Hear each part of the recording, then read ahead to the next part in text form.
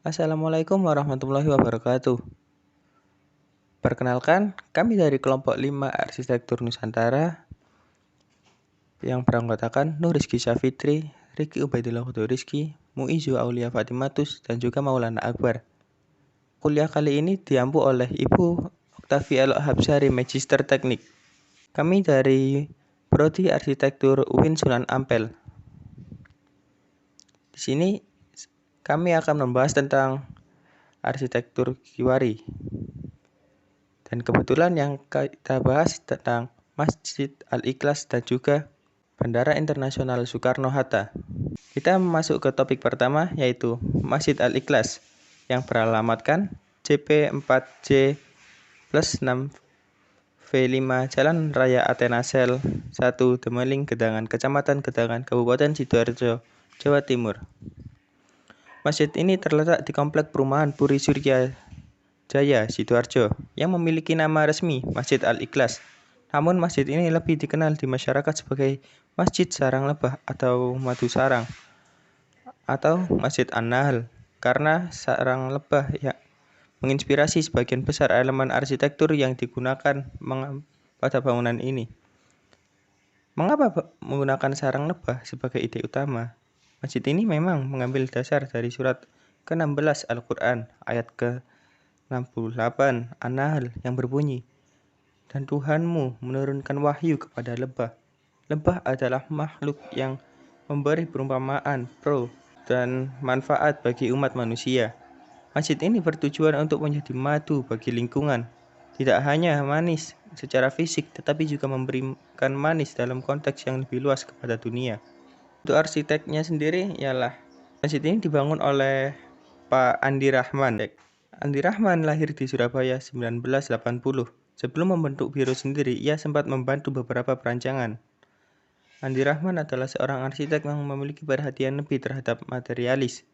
Keseriusannya dalam mengolah material pada bangunan menjadikannya memiliki karakter yang cukup kuat pada setiap rancangannya.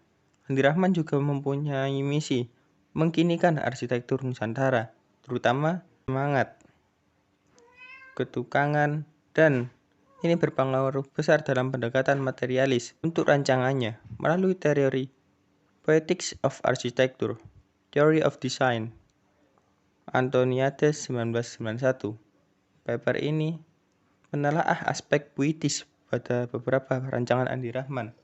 Ditemukan Andi Rahman memilih Wittika Material Bata sebagai pendekatan perancangan yang di dalamnya ada pesan-pesan tentang nilai ketukangan, gotong royong, dan kearifan yang digali dari khasanah arsitektur Nusantara yang dihadirkan dalam arsitektur kekinian. Lalu untuk konsep desain, masjid ini masih berlandaskan kecerdasan Nusantara dengan membuat lubang-lubang pada dinding yang memungkinkan aliran udara dari dalam keluar, sehingga ruangan di dalam masjid menjadi lebih sejuk. Tembok berlubang ini terbuat dari blok ventilasi yang mendominasi keseluruhan tampilan masjid.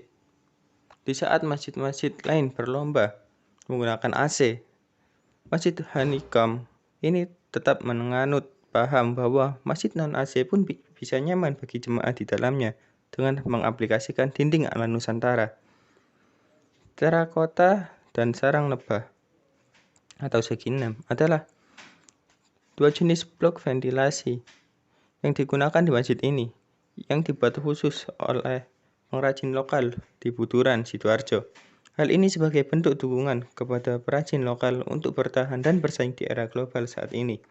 Konsep bangunan panggung dan konsep payung sama-sama diadaptasi dari Nusantara. Konsep bangunan panggung dilakukan dengan cara menarik dinding permukaan tanah ke belakang untuk memberikan efek panggung pada lantai 2, dengan tiang-tiang menonjol di depan untuk memperkuat kesan. Dinding fan block dibuat kontras.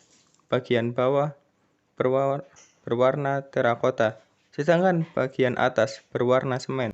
Kita melampirkan denah dan fasilitas. Dalamnya terdapat main entrance staircase atau tangga, ramp, main praying area, woman praying area, mihrab, main ablution space, woman ablution space, takmir room, dan juga tangga, main praying area, roof garden, takmir room, dan minaret. Untuk selanjutnya yaitu adalah Bandara Internasional Soekarno-Hatta. Bandar Udara Soekarno-Hatta adalah bandar udara yang berlokasi di Tangerang, Banten.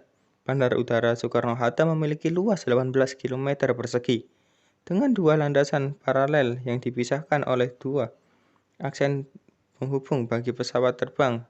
Dengan runway, terdapat dua terminal utama, yaitu Terminal 1 dan Terminal 2. Bandara udara ini dirancang oleh Paul Andrew, yaitu arsitek yang berasal dari Prancis. Bandar udara ini dibangun dengan gaya yang menonjolkan arsitektur lokalnya. Berikut pembahasan tentang arsiteknya. Paul Andrew adalah arsitek Prancis yang dikenal sebagai perancang beberapa bandar udara seperti Bandar Udara Charles de Gaulle di Paris dan sejumlah proyek besar di Tiongkok seperti Pusat Seni Pertunjukan Nasional di Beijing. Bangunan Terminal 1 dan Terminal 2 Soekarno-Hatta merupakan karya kelima dari total 47 karya yang dibuat oleh beliau oleh arsitek Prancis Paul Andrew dalam bidang bandara. Selain Jakarta, ia juga bertanggung jawab atas perancangan bandara di Prancis, Teheran, Mesir, Jepang, Manila, Turki, Abu Dhabi, dan Shanghai. Berikut untuk konsep desainnya. Arsitektur tradisional merupakan hasil dari lingkungannya, dan Indonesia memiliki keragaman lingkungan dan subkultur. Paul Andrew mendapat bangunan yang ia ditemui di Indonesia terdiri dari beragam gaya dan beragam material, namun sistem konstruksi dan respon klimatiknya selalu sama. Konstruksi yang ringan, bangunan dengan skala manusia sehingga tidak berbahaya apabila terjadi gempa, dan atap yang miring agar air hujan mudah mengalir menjadi garis merah dalam arsitektur Indonesia. Paul Andrew memecah bangunan Terminal 1 menjadi beberapa gubahan massa yang lebih kecil berskala manusia.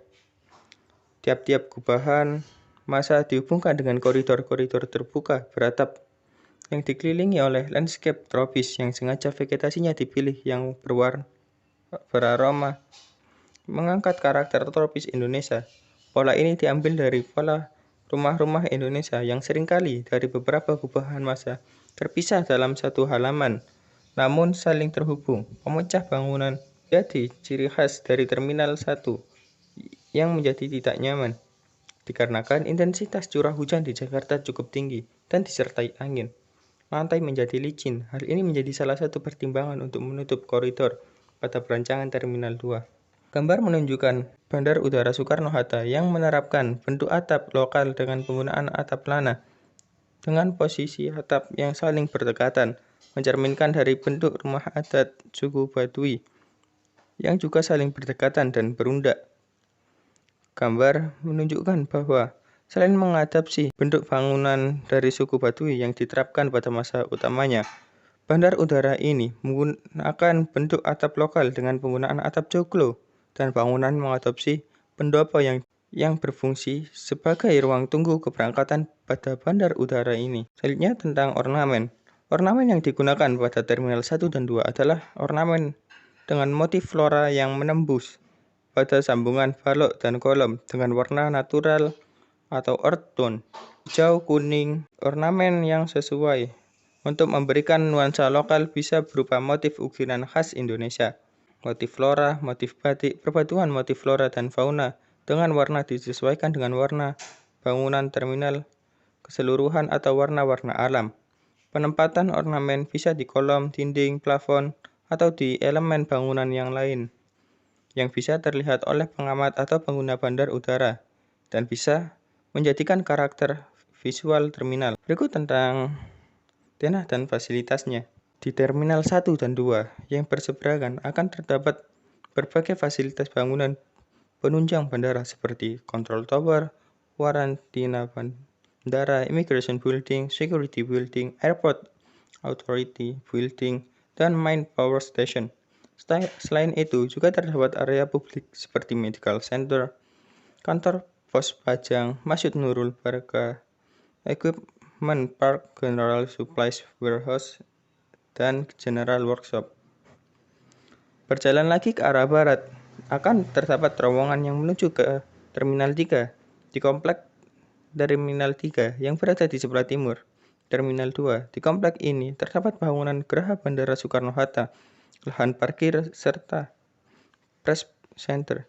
Menuju pintu keluar di sisi timur Terminal 3 terdapat lahan kosong yang luas. Selain itu terdapat sebuah radar, Wake Treatment Building, Corporate Treatment Building, dan sebuah SPBU milik Pertamina. Bagi Anda yang penasaran di mana area hangar berada, maka jawabannya adalah di sisi timur dari komplek bandara. Di area ini juga ada stasiun pemancar radio bandara, power substation, serta stasiun penyimpanan bahan bakar pesawat. Terima kasih telah menonton video kami.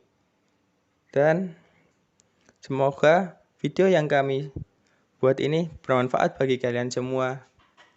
Dan wassalamualaikum warahmatullahi wabarakatuh.